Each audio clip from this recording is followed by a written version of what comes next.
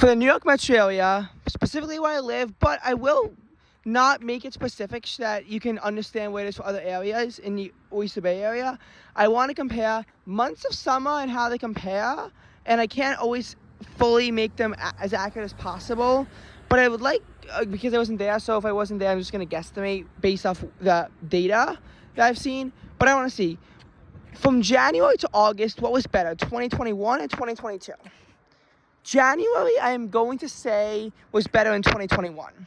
Sure, there were way fewer days that cracked to the 50s, but there were a large amount of days with highs in the 40s, which made up for this.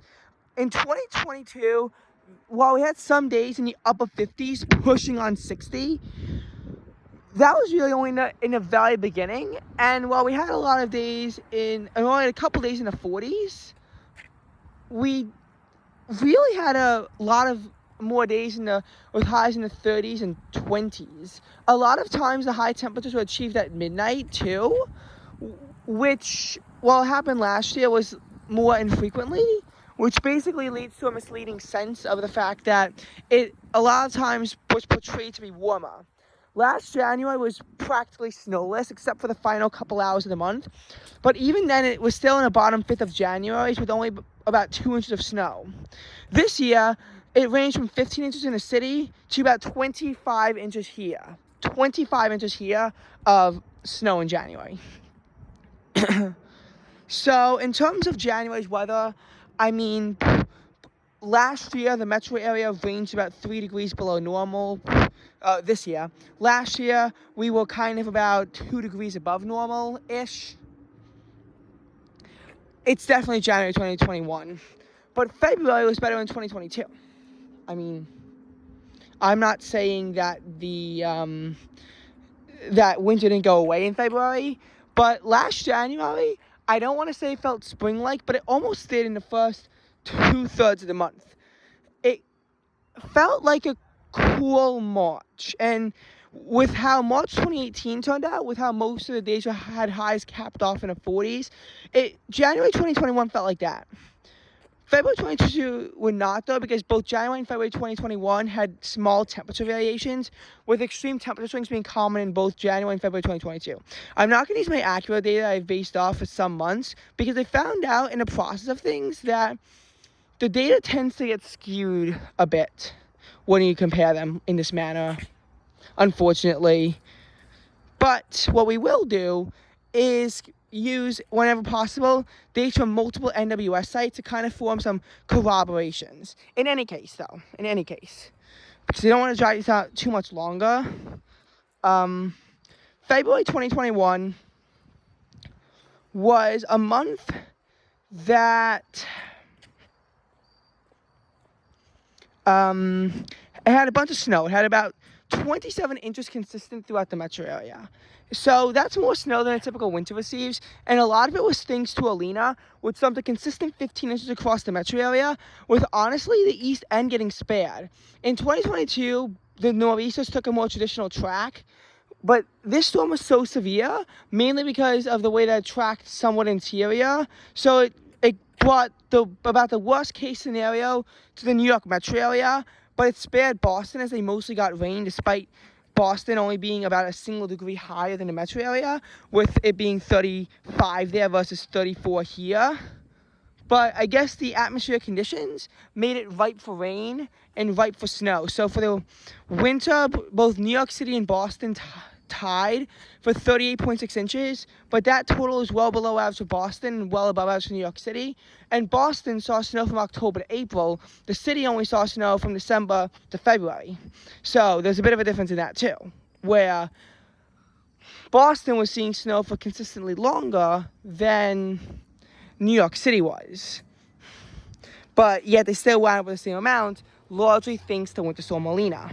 But it wasn't just Alina. There were still 3-ish other snow accumulating events, and in February, the metro area only gets 2 to 5 inches of snow for the entire month, which is pretty good, like bottom fifth, bottom fourth of our historical record keeping.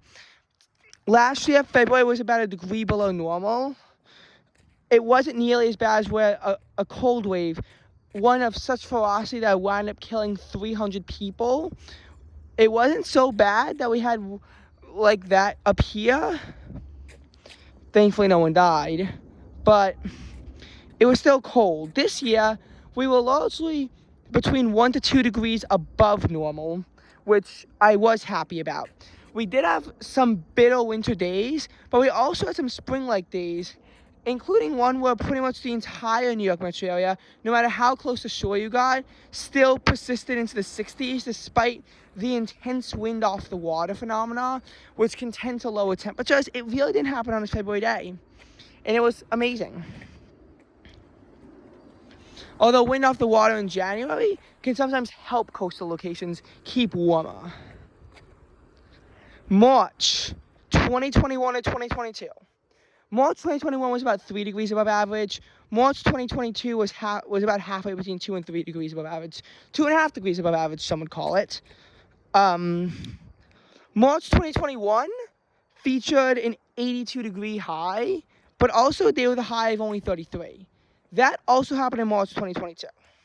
However, in March 2021, while the high of 33 was well below normal, it wasn't like this record-breaking type of cold that the 33-degree high in March 2022 had. Both days had similar lows with the 21-degree low on the day in 2021, and 2022 was 23 degrees. But the 33-degree day high in March of 2021 was on March 2nd. In 2022, it was March 28th. Hence, the cold on March 28th breaks a record for the coldest high temperature, not just here, but across the entire northeast area and southeastern Canada, particularly southeastern Ontario, is where most of the records wind up being broken. And it truly is incredible just how much information was able to be dug up about this event, because this was really a historical event that makes March 28th, really, it's colder than any other March 28th, really on record, in terms of the high temperature. This was one of 3 memorable cold snaps, which brought high temperatures down to the mid-30s with lows in the low 20s. During each of these events, this one was part of a 2-day really bad cold snap, and while we were covered with severe storms in the month, this month was more turbulent, had more temperature swings, and while the metro area did get, while the city got into the mid-70s, wind off the water kept large parts of the island constrained to the mid-60s or worse, although to the west of us, some parts of New Jersey were able to shimmer in near 80-degree weather. You have to factor that in mind, that when the wind off the water is weak, typically everywhere gets a consistent temperature, whereas when the wind off the water is strong, typically the western suburbs get more warmth compared to the eastern suburbs, which can lead to some early 80-degree readings. Maybe not quite 80 degrees, but definitely close. And the wind off the water was strong both times, but it was a bit weaker on March 18th. And some forecasters were predicting it to be even weaker, with the highs predicting to get to 70 in both places. But ultimately, the Oyster Bay recording station was 4 degrees lower, and New York City was 4 degrees higher, which basically led to the unfortunate circumstance of the wind off the water being super, super strong again. Okay. Now, March 2021 had some taste of winter, but more of this taste of spring. And while I don't like super hot weather, I don't like super cold weather either, I am giving March 2021 the W here. And as far as April goes, April 2022 was a bit below normal, rainy, cold, but yet it wasn't like with this kind of rare springtime cold blast that would like just eradicate humidity. The same way that we actually kind of had one in April 2021 when the 22nd of the month got close to freezing. Definitely not breaking any records, but still quite a bit below average. As such, I really think April 2021 is better. April 2022 was a bit below average, actually, with a cold snap coming in. And this was even worsened by a nor'easter, which kept highs on several days in mid-April, constrained to the mid-50s, to the low 50s, not the mid-50s, the low 50s. One of the nights even dropped down to near freezing levels across wide portions of the metro area. We had days where a day where it was stuck in the 40s, which didn't really happen last year, because while there was a day with a high in the 40s, actually a day with a high in the 30s, at least both days were clear without precipitation. Actually, it was stuck in the 30s for large parts of the metro, but the city itself on that day dropped down to 28. The first time it hit the 20s in April in 5 years, and the high of 38 was a lot more notable, though it did not break a daily record, apparently. Or maybe it did, but I couldn't find any information about it.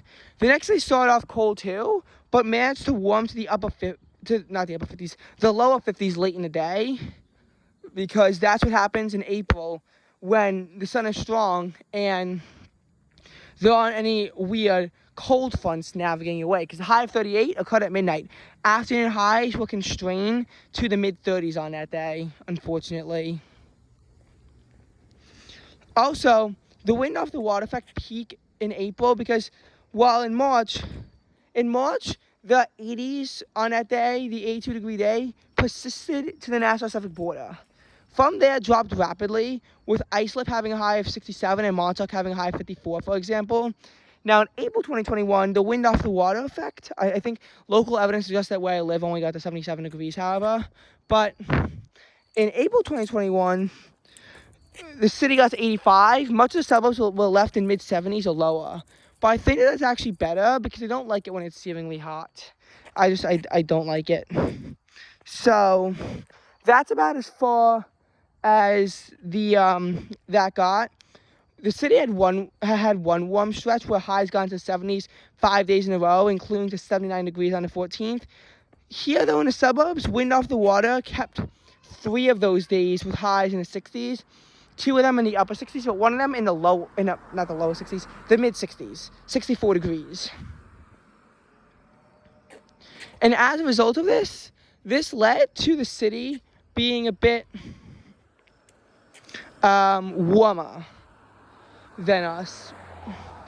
So they got the full warm stretch. We did not. So I might be a little bit biased in this, but still, my opinion stands. The weather in April 2022 is not very good. May is also going to be given to 2021, because this is starting to get where I'm starting to not like the heat. In May 2022, the warmth wasn't extreme. It was only about a degree above normal. But May 2021 was closer to average. While I didn't like the cool, raw days where highs were in the low 50s, lows were in the upper 40s, I like it when the lows are in the upper 40s and the highs are close to 70, like what happened on Memorial Day. Certainly a lot better than this Memorial Day, where the highs are around 60, the lows around 60, and the highs are in the low to mid 80s. That's a bit hot for me, especially for marching. We couldn't march last year for many reasons, but that would have been much more bearable than this year's marching day weather. And it's unfortunate that it turned out the way it did, but that's how it was. Just because in the morning it was still kept, I think, to the upper 50s by noon. It was really that late spring sun that you can really only get from late May to late July. So as far as that goes, we still had that. And May was that kind of turbulent month where across wide portions of the metro area, it simply couldn't dip down to the 40s after May 9th. Even DC and Baltimore persisted longer than New York City, because they got down to May 10th and 11th respectively, and we only got down to the 9th. Some parts of the metro area, though, did see temperatures in the upper 40s on the 25th and 26th, and a few select areas even saw it on the 24th and the 21st. The 21st, it couldn't have happened no matter what, because of thick fog, which kept the dew point at 50. So even though the air temp was only 51 where I live specifically, the dew point was low enough to the point, it was high enough to the point where it couldn't have actually gone into the 40s without the dew point dropping. Because that's what happens when the humidity maxes out, is that the air temperature can't go lower without something happening.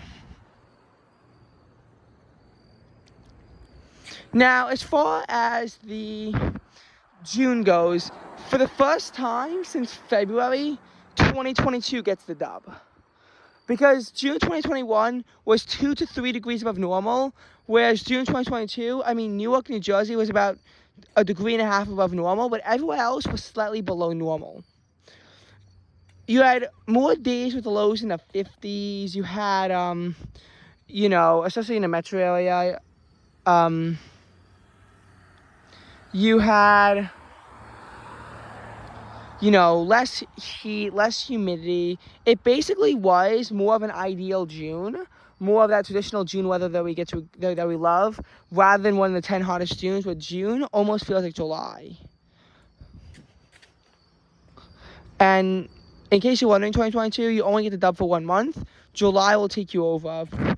While I didn't love the rainy days of July, it kept the midsummer heat in check. Having the highs in the low to mid 60s on July 3rd was nice because it did offer some reprieve from a brutal June. July was 1.5 degrees warmer than June, but that's still not that much. It's still one of the closest pairs on record. Because July was about 1.5 degrees below normal.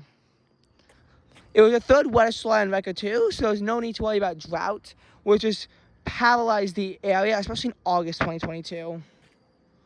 God, ranking August is going to be so hard because this year in July we had to suffer through a brutal 6-day heat wave with high heat and humidity, and even when it lifted, the conditions still weren't perfect. You had some nice days in the earlier portions of July, but when the highs get into the 80s on every single day of the month, you really can't expect it to be that pleasant. And unfortunately, in this case, it was not that pleasant. We wound up seeing a summer that was somewhat brutal, actually. It's just the unfortunate reality of how the month turned out. What's going on? What's going on? I am getting stalked. Okay. So, temperature, 71 degrees currently. So as far as August goes, August has been tough. First of all, I don't know exactly how above normal or below normal it was in the metro area. We had worsening drought. Last year we didn't have to worry about drought because even though the beginning of the month was dry, we had Hurricane Henri, which did wind up boosting our precipitation totals significantly. We got between 5 and 8 inches of rain from that system. Higher in New Jersey, some places got 10 inches of rain. So we didn't really have to worry about the drought at all. As far as the heat, August last year was 1.5 degrees above average and warmer than July.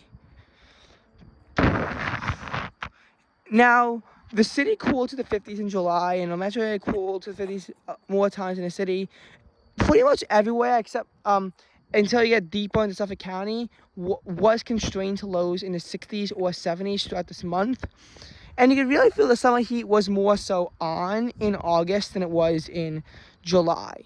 Now, August 2022 was also almost certainly above average, with most days being kept to highs in the 80s or 90s, with stifling heat and humidity occurring not as often, but still happening. This could wind up going down as one of the hottest summers on record for the New York metro area, even with a temperate June. And unfortunately, what's pretty obvious is that climate change must be playing a role in all this. This would not be happening without climate change. Now, meteorologists are still pretty split on whether or not, or how much of a role climate change is actually having on all this. But when you see the weather events unfold, moderation is starting to become a thing of the past. Basically, the May 2022 weather, although I liked May 2021's weather more, May 2022 weather was kind of a bit of a gentle easing into spring, and even into parts of June, where you still had this spring-like weather, so it wasn't immediately like a full 180 blitz from winter to summer. But there are some times where it is a bit of a full 180 blitz, I will admit. August 2021 felt rather summer-like, and then you had fall-like conditions for a little bit, but then by mid-November, starting to feel like winter. And for people who like temperate weather, it's going away. Temperate rainfall, it's going away. You're either going to have a drought or heavy precipitation. We saw what climate change was in the New York metro area ourselves on September 1st when 55 people died due to the heavy flooding, the heavy flash flooding that occurred in the Northeast. Just before that, there were 21 deaths due to flash flooding in Tennessee.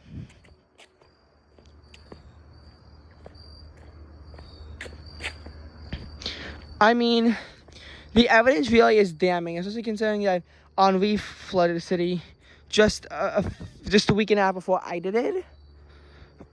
I mean, the fact that Louisiana managed to have 2 years with back-to-back 150-mile-an-hour landfalls, which is record strength for Louisiana, is also a warning indicator of how climate change is happening. We've seen the cold wave in Texas kill 300, which, surprise, surprise, was linked to global warming due to the Arctic warming up and the cold having to go somewhere. We saw the June 2021 heat wave that wound up killing 800 people. We saw the tornadoes in December, which wound up killing 95. And then a giant storm, which didn't have a super large death toll, but still wound up causing heavy damage and still being record-breaking. We are having a lot of these events that are occurring more globally now. Think of the heat waves in Europe, or the floods in Pakistan, or the drought in China. There's a lot of stuff that's going on, and unfortunately with climate change, it's just more and more likely to continue.